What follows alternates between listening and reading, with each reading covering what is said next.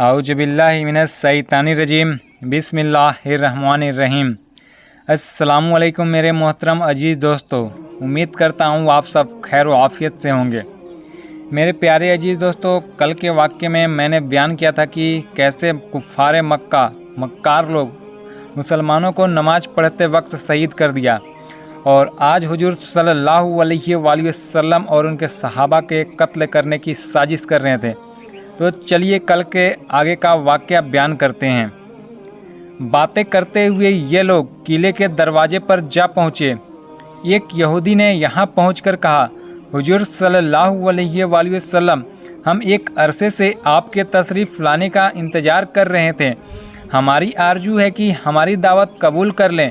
हुजूर सल्लल्लाहु अलैहि वसल्लम ने फरमाया, कोई हरज नहीं, मुझे तुम्हारी दावत मंजूर है। यहूदी आपको और आपके साथी मुसलमानों को साथ लेकर एक बड़े मकान में पहुँचे।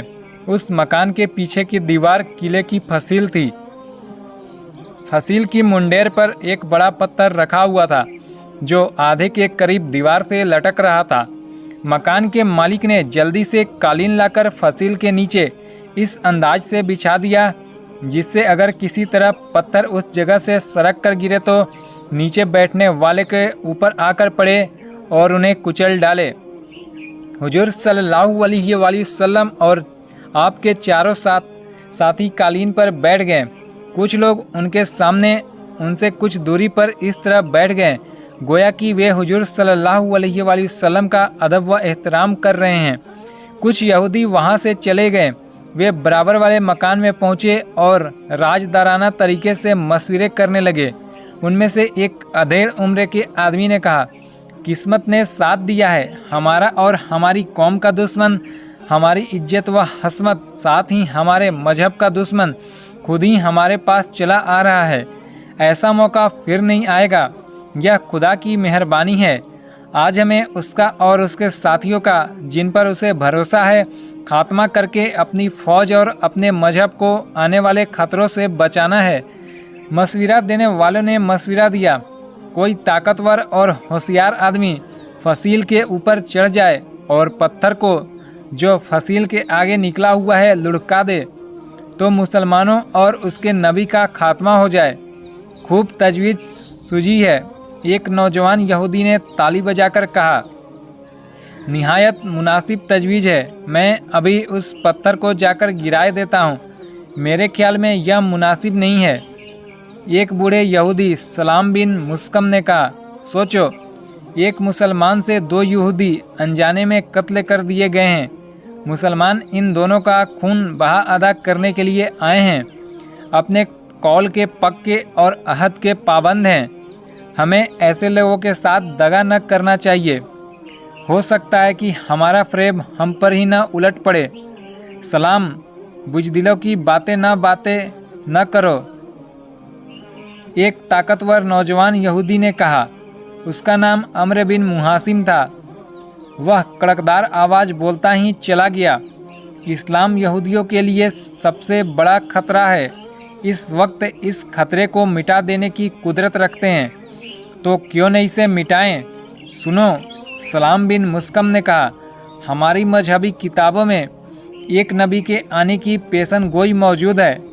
अरबों में उनके आने की बात लिखी हुई है। वह नबी हमारी कौम में होंगे। अधेड़ उम्र के एक और यहूदी ने कहा लगाकर कहा, बुत परस्तों में से न होंगे। सुनो सलाम, अम्र बिन मुहासिन ने कहा, अगर वाकई यह नबी है तो खुदा इन्हें किसी जरिए से हमारे इरादे की खबर कर देगा और वह बच जाएंगे। अगर नबी नहीं है तो कुचले जाएंगे और अरब एक फितने से छुटकारा पा जाएंगे। लेकिन यह भी जानते हो, सलाम ने कहा, कि अगर यह वाकई नबी हुए और खुदा ने इन्हें बचा लिया तो हमारा इस किले में रहना दूभर हो जाएगा। इसकी परवाह न करो। अम्र बिन मुहासिन ने कहा, अब्दुल्ला बिन उबई ने, जो जाहिरी तौर पर मुसलमान हो गया है, मुझसे और कुछ दूसरे लोगों से कहा है कि मैं कौम या कबीले का साथ दूंगा अगर हज़रत मोहम्मद सल्लल्लाहु अलैहि वसल्लम कत्ल कर डाले गए। अगर यह बच गए और इन्होंने हम पर हमला किया तो अब्दुल्ला बिन उबई और उसका कबीला, साथ ही उसके कबीले के दोस्त साथ देंगे और फिर हम मुसलमानों से लड़कर उन्हें मदीना मुनव्वरा से निकाल देंगे। अगर यह बात है तो जाओ और किस्मत आजमाई करो। यह सुनते ही अम्र बिन मुहासिन मकान की छत पर चढ़कर फसीले की मुंडेर तक जा पहुंचा और झुका हुआ पत्थर सरकाने के लिए बढ़ा। हुजूर सल्लल्लाहु अलैहि वसल्लम और आपके जानिसार साहबा निहायत इत्मीनान से बैठे हुए थे। यहूदी आपको बातों में उलझाए हुए थे और आप खुले दिल से बातें कर रहे थे। यकायक आप सल्लल्लाहु अलैहि वसल्लम के चेहरे पर नागवारी के निशान उभरे। आप फौरन उठ खड़े हुए। आपके उठते ही सहाबा भी उठ खड़े हुए, यहूदी भी उठे। एक बूढ़े यहूदी ने आपसे पूछा, कहाँ चले मुहम्मद, क्या ज़रूरी काम याद आ गया है? दगाबाज यहूदियों, हुजूर सल्लल्लाहु अलैहि वसल्लम ने थोड़ा सा मुंह बनाकर फरमाया, तुमने मेरे और मेरे साथियों के कत्ल की साजिश की थी। अपने एक आदमी को हमारे ऊपर पत्थर के गिराने के लिए फसील पर चढ़ा दिया था। खुदा ने मुझे तुम्हारे मंसूबे की इत्तला दे दी है। अब या तो तुम 10 दिन के अंदर अंदर अहदनामे को नए सिरे से करो या इस किले से निकल जाओ। सुनो मुहम्मद, एक इज्जतदार यहूदी ने कहा, हम तुम में से या तुम्हारी कौम के लोगों से बिल्कुल ही नहीं डरते। हम मानते हैं कि हमने तुमको मार डालने की तदबीर की थी। तुमको किस तरह खबर हुई कि अब तुम बच गए, पर याद रहे कि जब भी हमारा काबू चलेगा हम तुमको मार डालेंगे। नौजुबिल्लाह। इत्मीनान रखो, हुजूर सल्लल्लाहु अलैहि वसल्लम ने फरमाया, खुदा मेरी और मुसलमानों की हिफाजत करेगा। अगर नया समझौता करने या किले से निकल जाने पर तैयार नहीं हो तो लड़ाई के लिए तैयार हो जाओ। कल मुसलमान तुम्हारे किले का घेराव कर लेंगे। यहूदी ने मजाक उड़ाने के तौर पर कहा, ज़रूर घेराव कीजिए, मगर याद रखिए बनु नजीर का किला मुसलमानों का कब्रिस्तान बनेगा। यहूदी कुत्ते, हज़रत उमर रजी अल्लाह ताला अन्हु ने गजबनाक होकर कहा, कल मालूम हो जाएगा कि यह किला किस कौम का कब्रिस्तान बनता है। इसके बाद हुजूर सल्लल्लाहु अलैहि वसल्लम अपने साथियों के साथ तशरीफ़ ले गए। यहूदियों ने मशवरा करके लड़ाई की तैयारियां शुरू कर दी। एक कासिद अब्दुल्ला बिन उबई के पास मदद के लिए भेज दिया गया। शाम के वक्त अब्दुल्ला का जवाब आया कि अगर तुम किले से बाहर निकलकर मुसलमानों से लड़ो तो तुम्हारी मदद की जा सकती है। यहूदी देख और सुन चुके थे कि मुसलमानों ने उहद और बद्र की लड़ाइयों में कुफ्फारे मक्का को बुरी तरह हरा दिया था। वे मैदान में निकलकर लड़ने को तैयार न हुए। दूसरे दिन अभी सूरज बहुत ऊपर नहीं आया था कि इस्लामी फ़ौज पूरी शान के साथ किला बनी नजीर की तरफ बढ़ती हुई नजर आई। मुजाहिद अल्लाहु अकबर का नारा लगाते हुए इस्लामी झंडे के साए के नीचे बड़े जोश व खरोश से बढ़े चले आ रहे थे। यहूदियों ने किले का दरवाज़ा बंद कर लिया और फसीलों पर जवानों को चढ़ा दिया। पत्थरों के टुकड़े और संग बारी के तमाम सामान फसील पर पहुंचा दिए।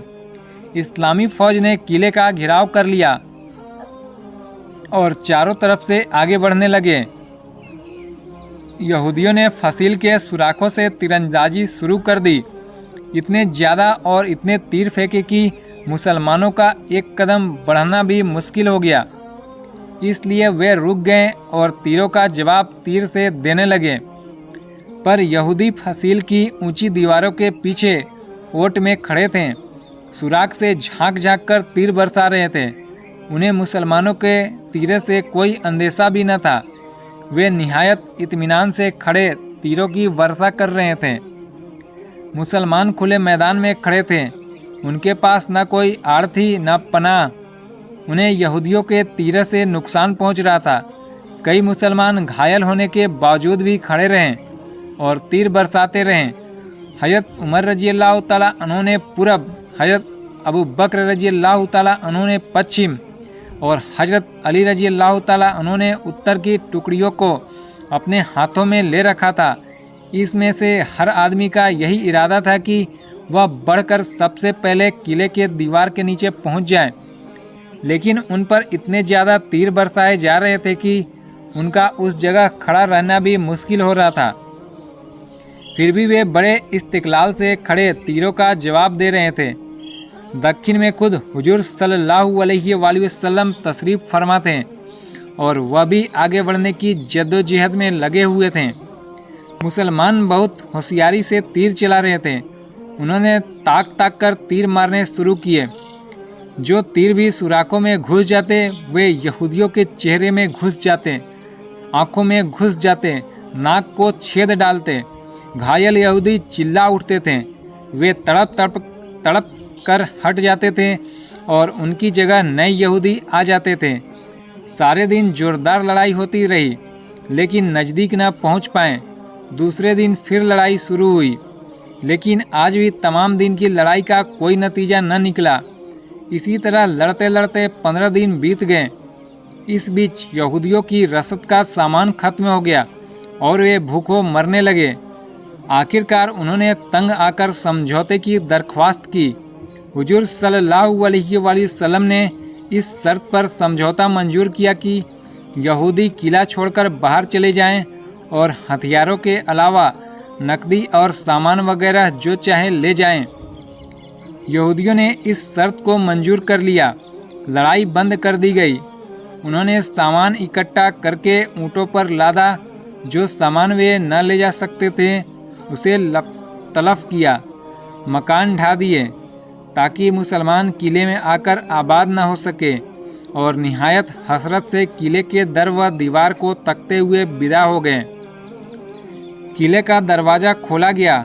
यहूदियों के झुंड जिनमें औरतें, मर्द और बच्चे सभी शामिल थे, माल व असबाब से लदे हुए निकले और दर्रे खैबर की तरफ रवाना हुए। जब तमाम यहूदी चले गए तो इस्लाम के फिदाई किले में दाखिल हुए। वहाँ ढहे मकानों का मलबा था और बस जैसे कहाँ कहीं आबादी रही न हो। यह देखकर मुसलमानों ने सबक लिया। उन्होंने हथियार जमा किए और शाम के वक्त मदीने की तरफ रवाना हो गए। इस लड़ाई को बनु नज़ीर की लड़ाई से जाना जाता है। मेरे प्यारे अजीज दोस्तों, ये वाक़या आज का यहीं ख़त्म होता है, पर इस वाक़ये के ज़रिए से हमें पता चलता है कि और पहले भी जो वाक़या मैंने आपके सामने बयान किया था कि मुसलमान कभी भी लड़ाई नहीं चाहते थे। वे हमेशा यही चाहते थे कि सुलह किया जाए। जब कुफ़ारे मक्का उन पर मक्कारी करते और उनको छुपकर उन पर वार करते और उन्हें शहीद कर डालने की सोच रखते थे, तब मुसलमान अपने बचाव के लिए हमला करते थे। और आज हमारे ऊपर इल्ज़ाम लगाया जाता है कि मुसलमान बहुत क्या बोलते हैं, बेदर्दी होते हैं, वे लोगों को कत्ल करते हैं, ऐसे करते हैं, वैसे करते हैं। लेकिन उन्हें इस वाक़ये के ज़रिए पता चलना चाहिए कि मुसलमान कितने रहमदिल होते हैं। जिनका नबी और इन दोनों जहां के नबी ही इतना रहमदिल है, तो उनकी उम्मत भला बेदर्द कैसे हो सकती है। मेरे प्यारे अजीज दोस्तों, आपको और जितने भी मुसलमान भाई और जो भी भाई इस वाक़ये को सुन रहे होंगे, देख रहे होंगे, तो उनसे गुजारिश है कि इस वाक़ये को ज़्यादा से ज़्यादा लोगों तक शेयर करें, ताकि उन्हें भी पता चल सके कि हमारे नबी हुजूर सल्लल्लाहु अलैहि वसल्लम कितने रहमदिल इंसान थे। उनके जैसा ना इस दुनिया में कोई आया है, ना ता क़यामत कभी आ सकता है। और आप सबसे गुजारिश है, ये वाक़या पसंद आई हो तो एक बार हुजूर सल्लल्लाहु अलैहि वसल्लम के लिए दुरूद शरीफ ज़रूर पढ़ें। मिलते हैं फिर कल ऐसी ही वीडियो के साथ। इसके आगे का वाक़या बयान किया जाएगा। तब तक के लिए आप सबको खुदा हाफिज, अल्लाह हाफिज।